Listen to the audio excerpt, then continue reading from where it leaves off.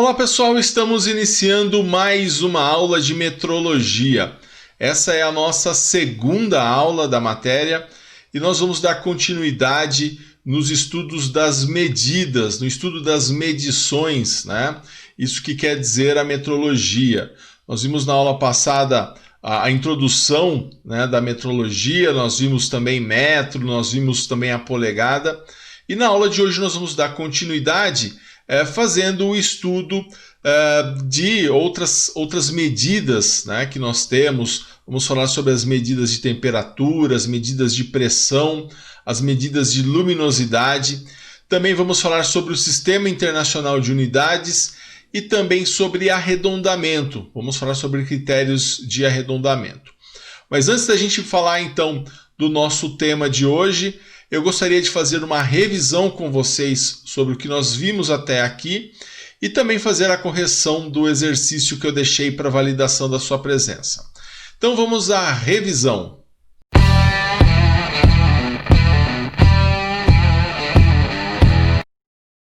Muito bem, então você viu a nossa vinheta de revisão e vamos para ela. Vamos fazer então a revisão dos assuntos da aula passada. Na aula passada, nós vimos o que é metrologia, né? Nós vimos que a metrologia é a ciência das medidas, é a ciência das medições. Nós vimos também que a metrologia ela começou quando o homem sentiu a necessidade de medir as coisas, então ele comparava um peixe com outro peixe, né? Um peixe maior com um peixe menor. Ele comparava a quantidade de alimento que o saciava. Ele depois começou a ter a necessidade de medir, né, cada vez mais. E à medida que ele foi vivendo em sociedade, essa necessidade ela começou a aumentar. Nós vimos que eles definiam as medidas usando partes do corpo, né? Daí surgiu então a medida de polegada, né? Como a gente vê aqui, a largura do dedão. Também o tamanho do pé, né? Também é uma unidade muito utilizada ainda hoje na aviação. E eles usavam também varas, bastões para fazer essa medida. Uma medida que ficou muito conhecida, né? E ainda é utilizada principalmente nos países de língua inglesa é a jarda, né? Que é quase 1 metro, né? 0,914 metros, mas é a distância da ponta do nariz até o polegar, né, de um dos reis, né, da Inglaterra, o Luís V. Então foi definida aí a jarda como essa distância. Então é o que se utilizava antes para fazer os critérios de medição. Não se tinha trena, não se tinha meios de medir, não existia paquímetro, micrômetro que nós temos hoje. Então o sistema de medição ele surgiu de uma forma bem arcaica e tem se aperfeiçoado cada vez mais e é cada vez mais importante, cada vez mais utilizado dentro das empresas, tá? Principalmente você que opta aí pela área de mecatrônica, você não tem como fugir dessa parte de medição e é o que você está estudando então dentro da matéria de metrologia. Bom, nós vimos também na aula passada a questão do milímetro, né? O milímetro, esse mili vem de 10 a menos 3, né? Um submúltiplo. E aí o metro é a unidade de medida, né? Equivalente a um passo, né? Para você ver que até o metro ele vem aí de formas arcaicas, né? De se estabelecer medida.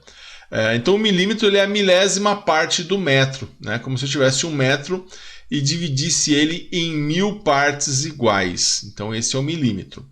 Aí, na mecânica, né, 1 milímetro é considerado muita coisa, né? Então, é grande. Então, por isso que a gente utiliza outros submúltiplos do milímetro. Porque na mecânica você precisa de muita precisão. Então, esses elementos de grande precisão, por exemplo, rolamento, bucha, eixo, você tem que tratar de uma forma menor. Então, você tem lá o décimo de milímetro, né, que é equivalente a 0,1 milímetros, ou 1 milímetro dividido por 10. Você tem o centésimo de milímetro, né, que é 0,01 milímetros, que seria 1 milímetro dividido por 100. Você tem lá o milésimo de milímetro, né, ou o micrômetro, né, que é 0,001 milímetros, né, que é 1 milímetro dividido por 1000. Né? E esse micrômetro, para você ter ideia, é o nome de um instrumento. Né? O micrômetro é o que mede na faixa de 1 micron. Né? Então, para você ter ideia aí de como realmente isso é pequeno, né? A gente está falando aí de larguras de um fio de cabelo. Tá? Então, é possível hoje realizar esse tipo de medida, existem instrumentos para se realizar essa medida, e para você dar então a informação, para você obter a informação dessa medida, você precisa atribuir escalas cada vez menores. Então, você utilizar os submúltiplos do milímetro, como décimo de milímetro, centésimo de milímetro, milésimo de milímetro, isso é muito comum. Daí nós vimos também a polegada, né, que é a unidade de medida usada na mecânica. Ela é muito usada ainda em países como Estados Unidos e Inglaterra, e por isso a gente tem aí a necessidade de aprender sobre ela, porque nós temos uma interação muito grande, né, industrial, comercial com esses países de língua inglesa. Então eles utilizam a polegada, então a gente também tem que saber, pelo menos fazer as conversões, né, do milímetro, que seria a nossa unidade base de medida, com a polegada, que seria a unidade base de medida em países como Estados Unidos e Inglaterra. Então a polegada ela é importante que você conheça ela. E aí ela pode ser tanto fracionária, né? Então quando você compra um cano lá de 1/16 de polegada, 1/8 de polegada, você está usando a polegada fracionária. E também você pode usar a polegada decimal, né? Que você pega simplesmente 1, divide por 16 e dá 0,0125 polegadas. Então, tanto você pode usar a fracionária quanto a decimal. E aí, pessoal, uma polegada ela é igual a 25,4 milímetros. Então, essa aspas que nós temos aqui, ela vai indicar que o que você está falando está em polegada. Tá? Então, essa relação de 1 para 25,4 milímetros é a relação de uma polegada para milímetro. Então, uma polegada tem 25,4 milímetros. E aí, na aula passada, a gente começou a fazer algumas transformações entre as medidas. Então, nós vimos lá que eu podia pegar a polegada e passar para milímetro, eu podia pegar o valor em milímetro e passar ele para polegada, e o valor da polegada fracionária e achar o valor da polegada decimal. E aí, nessa aula, a gente viu, então, como que a gente faz para passar de polegada para milímetro. Né? Você pega lá o número que você tem em polegada, multiplica por 25,4 e acha ele em milímetros. Tá? Então, um exemplo disso, você sabe que uma peça tem 7 polegadas. Quanto que isso dá em milímetros? Você pega 7, multiplica por 25,4, vai dar 177,8 milímetros, porque aí eu multipliquei por 25,4 para sair da polegada e passar para o milímetro. Nós vimos também que dá para a gente passar do milímetro para a polegada. Como que eu faço isso?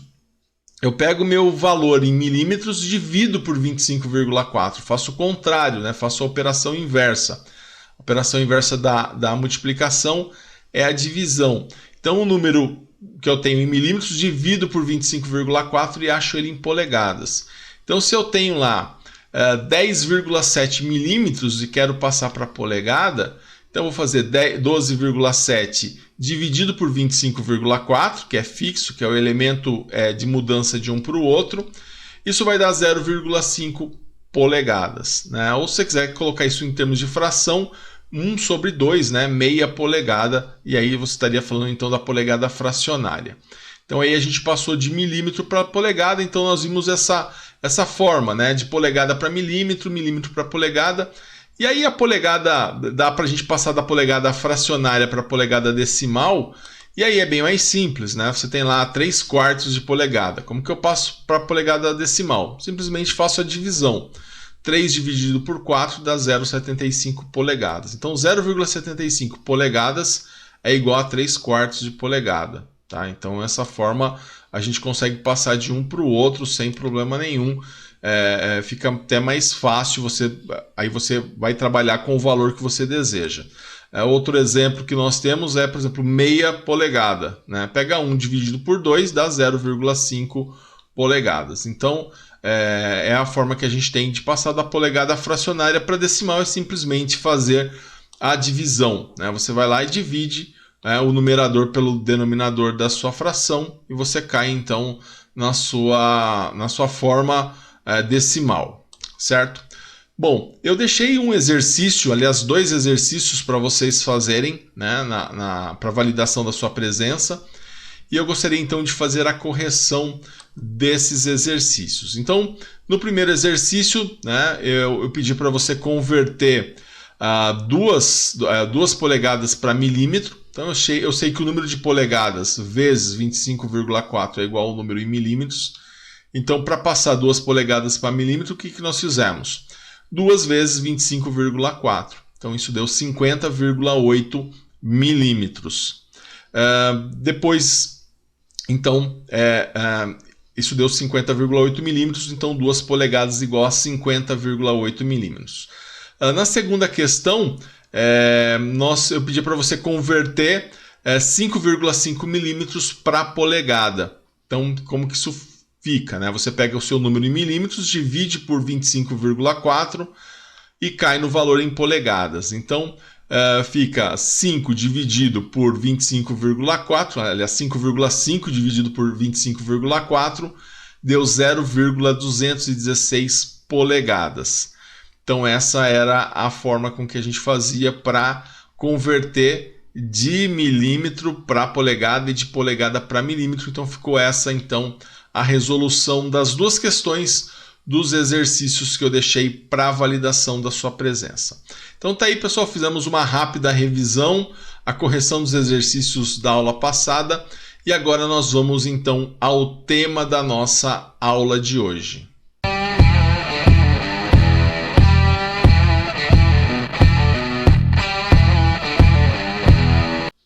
Legal, pessoal, vocês viram aí na nossa vinheta.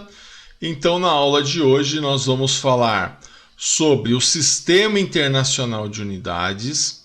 Nós vamos falar sobre algumas grandezas importantes, dentre elas a temperatura, a pressão e a luminosidade. E vamos falar sobre os critérios de arredondamento. Tá? Temos aí 3 temas para tratar na nossa aula de hoje. E nós vamos começar então pelo Sistema Internacional de Unidades, o que nós chamamos de SI. Tá? O Sistema Internacional de Unidades é conhecido como SI. Antes do Sistema Internacional de Unidades, o que nós tínhamos? Nós tínhamos lá o comprimento dado em jardas, né? É aquela história da distância do nariz até a ponta dos dedos, né? Quase aí o valor de 1 metro. Nós tínhamos também o comprimento dado em polegada. Nós tínhamos lá a parte de massa, né? Dado em libra, dado em onça, né?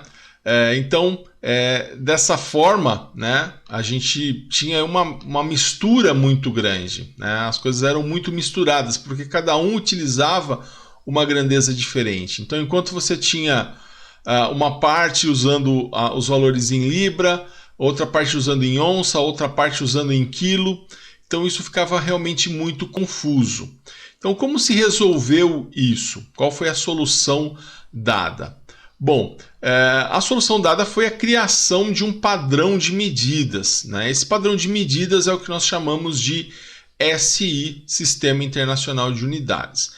Ele foi desenvolvido em 1960 na França e ele é adotado no mundo todo, tá? Menos no Reino Unido, né? A parte ali da Inglaterra e os países aí que pertencem ao Reino Unido, né? Escócia, Irlanda, os países do Reino Unido, Estados Unidos, né? E 2 países como Libéria e Mianmar.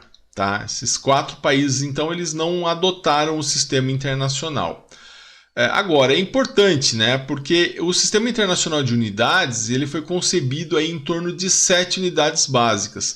Então, ele não vai abordar todas as unidades existentes. Eles pegaram as 7 principais unidades, né? E em torno dessas 7 unidades criaram uma padronização. Então, o que nós temos em torno dessas unidades, né?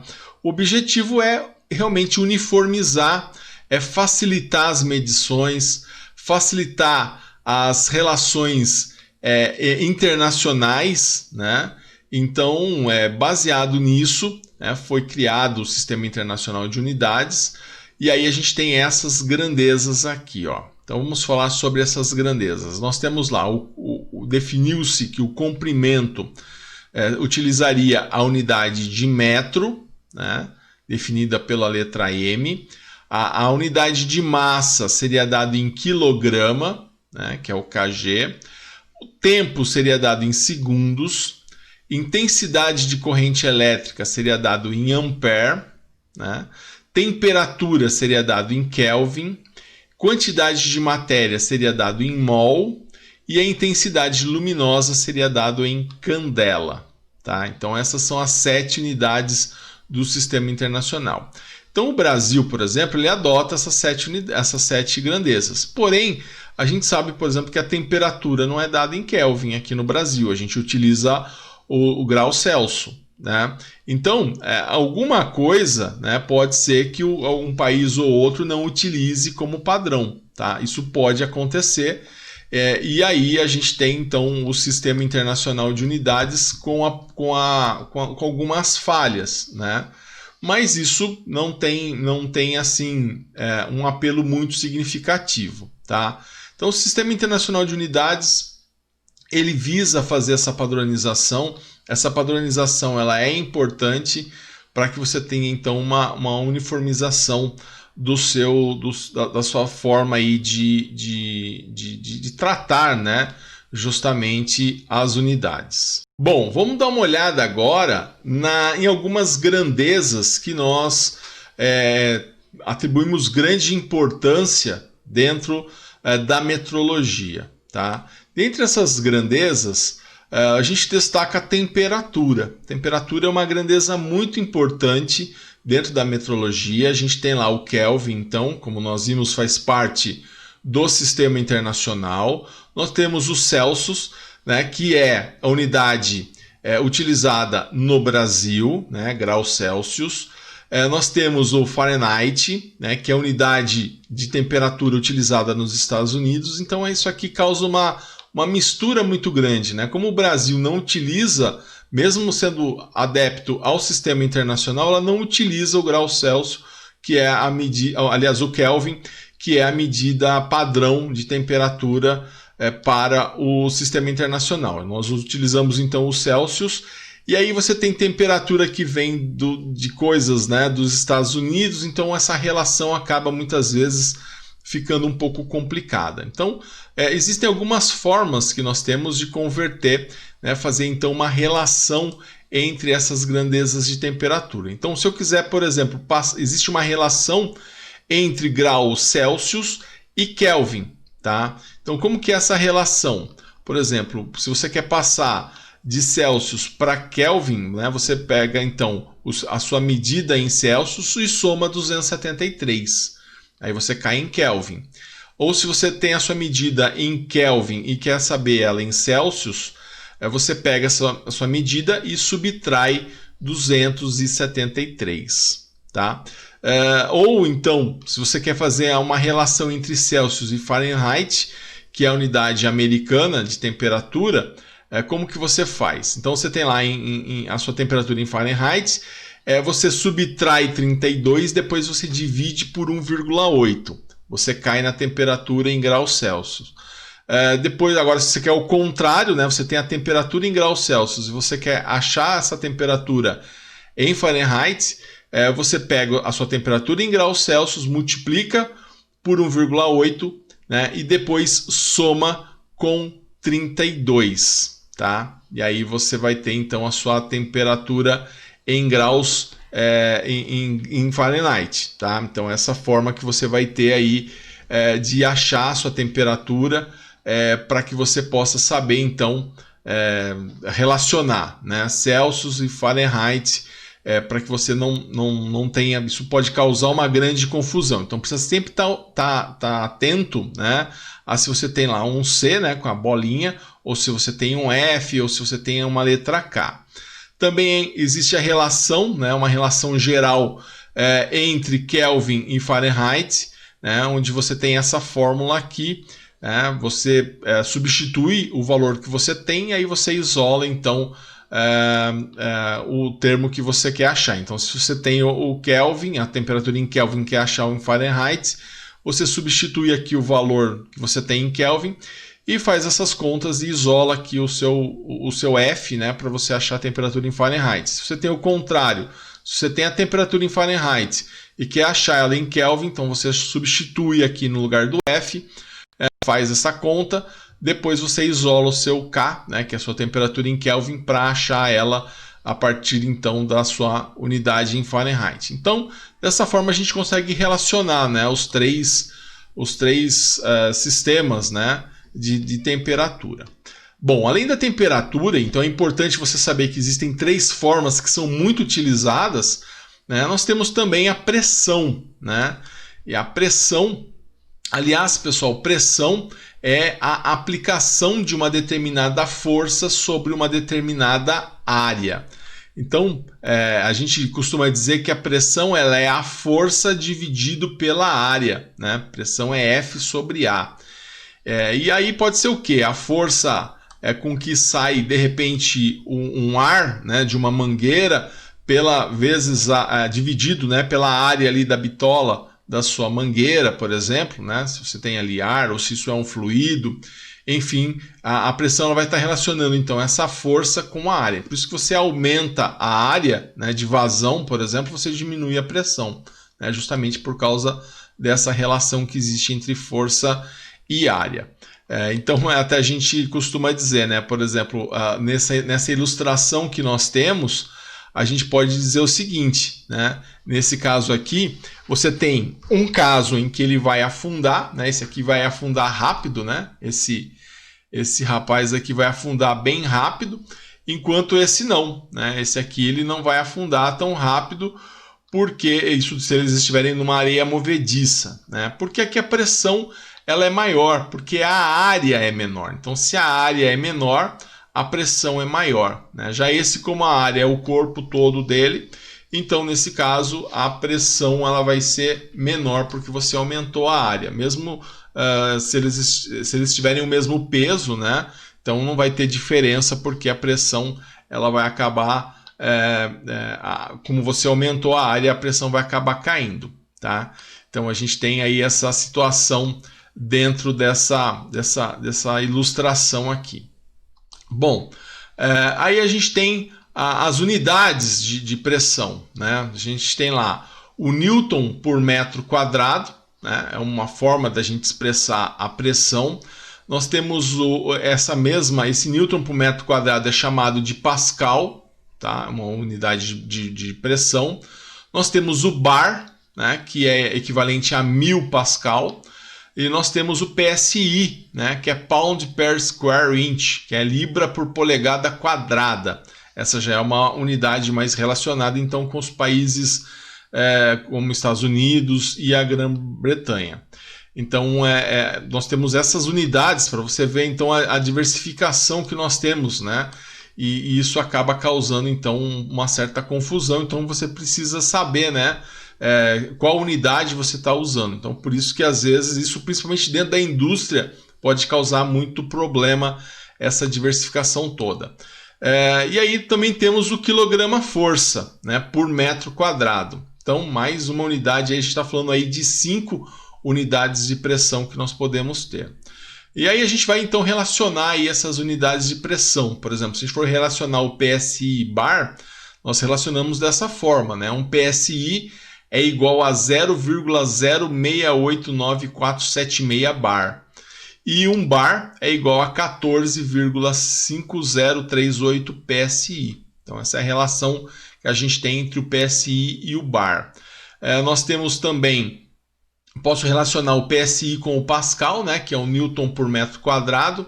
Um PSI é equivalente a 6.894,76 Pascal, tá? Ou Newton por metro quadrado, tá? As duas formas a gente pode estar considerando, tá? Isso serve tanto para o Pascal quanto para o Newton por metro quadrado. E o contrário, né? 1 Pascal, né, é igual a 0,00014538 PSI. Então é a relação que nós temos entre o Pascal e o PSI. Tá? Também o quilograma-força por metro quadrado para o PSI. Nós temos que 1 quilograma-força por metro quadrado é equivalente a 0,00142233 PSI. E 1 PSI é equivalente a 703,07 kg-força por metro quadrado. Então, pessoal, inclusive é até interessante, né? Você ter uma anotação desses valores, né? Principalmente você que trabalha na indústria, você que já trabalha com mecatrônica ou que pretende trabalhar, para que você possa, de repente, fazer a conta de maneira fácil, né? Dependendo da medição que está sendo feita. Agora, onde que é feito esse tipo de medição? Né? De repente, um procedimento pede um tipo de ajuste em uma máquina, né? De uma certa pressão, mas ele pediu lá em PSI. Mas aí você vai olhar o manômetro, né? Ele não tem em PSI, então de repente você precisa aí fazer essas conversões. Tá? E é importante então que você saiba fazer. Você viu que é só seguir então essas fórmulas. Aliás, eu falei do manômetro, né? Deixa eu falar um pouquinho do manômetro, né? Que é o instrumento que a gente utiliza para medir a pressão, né? De um líquido ou de um gás, né? Pode ser, esse gás inclusive pode ser o ar. Então, esses aqui são alguns exemplos de manômetros que nós podemos ter. Ó. Normalmente ele vem para 2 unidades, né? Então ele tem a parte vermelha para uma unidade, a parte preta para outra unidade. Ele já coloca 2 unidades para, de repente, né, ficar mais fácil aí de acordo com o seu procedimento operacional, né, você conseguir aí, abranger pelo menos 2 formas, né, de medição. Então tá aí, o manômetro é um instrumento importante, muito utilizado dentro das indústrias. Tá?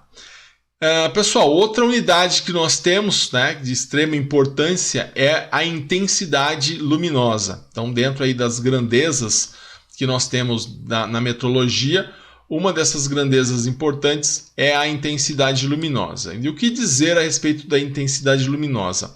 A intensidade luminosa ela é a concentração de luz numa direção específica que vai ser irradiada por um determinado tempo. Tá? Essa é a intensidade luminosa. A unidade, né, no sistema internacional é candela, né, representado pela letra CD.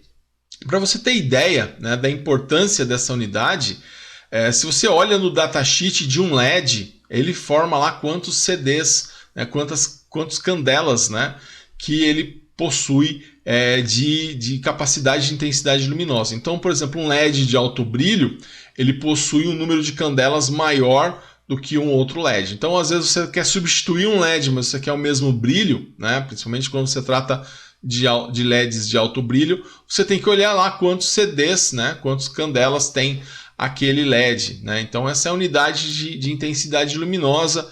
Essa unidade, realmente, candela é a mais utilizada. Né? A palavra candela ela deriva da palavra vela, né? Então é meio que um substituto, né, da vela. Então seria lá quantas candelas seria equivalente ao número de velas. Né? Isso aí vai depender da distância, tal. Mas enfim, é uma unidade do Sistema Internacional para Intensidade Luminosa. Tá? Então tá aí, pessoal, essas são aí as principais grandezas, né, que nós temos dentro da metrologia. Não dá para a gente falar de metrologia sem falar da importância dessas grandezas. E eu queria agora tratar com vocês um tema relacionado a arredondamento. Então, quando você começa o curso de mecatrônica, você vai lá calcular corrente, você vai calcular tensão, você usa lá casas depois da vírgula. A gente às vezes combina, utiliza 2 casas, utiliza 3 casas depois da vírgula, mas você não se preocupa muito com arredondamento. Tá? E não sei se você sabia, existem critérios para esse arredondamento. Tá? Então vamos estudar um pouquinho esses critérios de arredondamento. Então, primeiro dizer para você o seguinte, existe uma norma que trata isso. Tá? É a BNT NBR 5891. É uma norma técnica que trata dos arredondamentos. Né? Então isso está dentro da norma. Tá? O resumo, né, dessa norma é o seguinte, né? Então primeiro você tem que definir o número de casas após a vírgula que você deseja utilizar, tá? O número de casas depois da vírgula é seu critério. Então, se você vai usar duas casas depois da vírgula, 3 casas depois da vírgula, é verdade que quanto mais casas depois da vírgula, mais preciso, né? Maior a precisão que você vai ter no seu número. Mas também não dá para usar muitas, né? Porque senão acaba ficando ruim de você lidar com esse número. Então, definir o número de casas após a vírgula, né, que você quer utilizar, isso é um critério seu, tá? A norma não define isso. Então, em lugar nenhum vai estar falando, olha, você tem que usar 2 casas, você tem que usar 3 casas depois da vírgula, você tem que usar 4 casas. Isso é algo específico de cada operação que você está fazendo. Mas o que essa NBR 5891 ela vai definir é o seguinte: uma vez que você definiu quantas casas após a vírgula você deseja utilizar, vamos pegar aqui um exemplo, tá? Vamos imaginar que eu tenho esse número aqui, ó, 10,47849545. E aí eu quero utilizar 3 casas depois da vírgula. Então eu que defini isso, é uma definição minha. A partir do momento que eu fiz essa definição, então agora eu quero fazer o arredondamento. Então, uma vez que eu defini isso, o segundo passo é observar o primeiro número após o número de casas escolhidas. Então, olha, eu quero 3 casas, né? Então, essas 3 casas vai ser quem? O 4, o 7 e o 8. Então, olha, quem é a minha primeira casa, né? Quem é o meu primeiro número após as minhas casas escolhidas? Então, eu separei aqui as minhas 3, que é o que eu quero utilizar, e eu vou analisar esse primeiro número aqui, ó, esse 4, tá? É esse cara que eu vou observar. E aí, o que eu vou observar para ele? Se ele for menor que 5, né, o anterior, quem é o anterior? Esse 8 não se modifica. Então, o que eu faço? Eu falo que é 10,478. Então, eu simplesmente elimino essa parte aqui que eu quis arredondar, tá? Por quê? Porque ele é menor do que 5, tá? Agora, se ele for maior ou igual a 5, tá? Eu alterei o número aqui, tá? Eu alterei esse número para a gente ter um caso com ele maior ou igual a 5. No caso, ele é maior que 5. Eu mudei ele para 8 aqui. Então, ele é maior do que 5, né? Maior ou igual a 5. Nesse caso, é maior do que 5, então incrementa-se uma unidade ao anterior. Quem que é o anterior? Esse 8 aqui. Então, como que vai ficar a minha resposta? 10,479. Então, ó, como esse cara aqui, o primeiro que está fora do meu arredondamento, ele é maior do que 5, então eu tenho que voltar aqui e mudar esse 8 para 9. Foi o que eu fiz. Eu incrementei uma unidade ao anterior. Então, é 10,479. 9, né? Não 8. Então, muitas vezes, o que a gente faz? Simplesmente, eu quero usar 3 casas, elimina. Eu só posso eliminar se ele for menor do que 5. Se ele for maior ou igual, o que eu tenho que fazer? Eu elimino, é lógico, mas eu vou pegar esse anterior e vou somar uma unidade. Então, fica 10,479. Tá? Isso representando esse número com 3 casas decimais, tá? 3 casas depois da vírgula. Então, dessa forma, né? Então, é só você guardar. Se for menor do que 5, elimina. Se for maior ou igual a 5, também elimina, só que pega o número anterior, né? E acrescenta, incrementa uma unidade ao número anterior, tá? Essa é a forma que a gente faz para realizar arredondamento, tá? Vou fazer um caso aqui também, olha, onde esse número é o 5. Ó. Se eu tiver 10,478,59545, então eu separei aqui os meus primeiros, né? Porque eu quero 3 casas depois da vírgula. E o que eu fiz aqui? Vi quem é esse primeiro número, né? Que eu vou a ser descartado. Ele é o 5. Como é maior ou igual a 5... Então, o que eu vou fazer? Eu vou incrementar uma unidade ao anterior. Então, ele também vai ficar 10,479, porque ele é igual ao 5. Tá? Então, o 5 também faz com que ele aumente, isso de acordo com a NBR 5891. Tá? Então, esses são os critérios de arredondamento que nós temos, tá? Vamos fazer alguns exemplos. Então vamos arredondar os números abaixo com 2 casas decimais. Então vou pegar aqui o primeiro caso, olha, vamos pegar aqui alguns números, ó. Colocar aqui esse primeiro aqui, ó. Quero 2 casas decimais. Então a letra A é 1,482415. Eu quero só 2 casas, então vou separar essas 2 casas. Quem é o primeiro cara depois da minha separação? É o 2. Ele é menor do que 5. Então fica o quê? 1,48 somente. Outro caso, 14,385145. Vou separar minhas 2 casas. Aqui separei. Quem é o que ficou de fora? O 5. Ele é maior ou igual a 5? Sim. Então o que eu faço? Eu incremento 1 ao anterior. Então vai ficar 14,39. Tá? Mesmo caso, né? A letra C eu tenho 12,7567225. Vou separar minhas 2 casas. Vejo quem ficou de fora. É o 6. Ele é maior ou igual a 5? Sim. Então eu vou incrementar 1 ao anterior, que vai ficar então 12,76, tá? Então tá aí esses nossos exemplos, tá? Dessa forma a gente consegue fazer o arredondamento. Então, a partir de agora, pessoal, utilize esses critérios de arredondamento nas suas contas, seja nessa matéria ou em outras matérias, para que você possa então fazer de uma forma técnica, né? A partir de agora já ir se acostumando com os arredondamentos técnicos, tá? Então é importante aí que você já comece a ter essa vivência para você já começar a fazer da forma certa. Até agora nós não nos preocupamos com isso e a partir de agora então vem a nossa preocupação já com esses detalhes, né? À medida que você vai se aproximando da conclusão do seu curso, a gente começa a se preocupar cada vez mais com os detalhes. Legal, pessoal? E eu gostaria agora então de convidá-lo a fazer o exercício para validação da sua presença. Tá? São alguns exercícios que vão verificar o seu entendimento com a aula, o seu entendimento na aula de hoje, tá? Qualquer dúvida, eu estou à sua disposição no grupo de WhatsApp, tá? E qualquer coisa também você volta, você pode rever essa aula e também a aula anterior de metrologia, qualquer dúvida que você tiver, então estou à sua disposição. Um grande abraço a todos e bons estudos!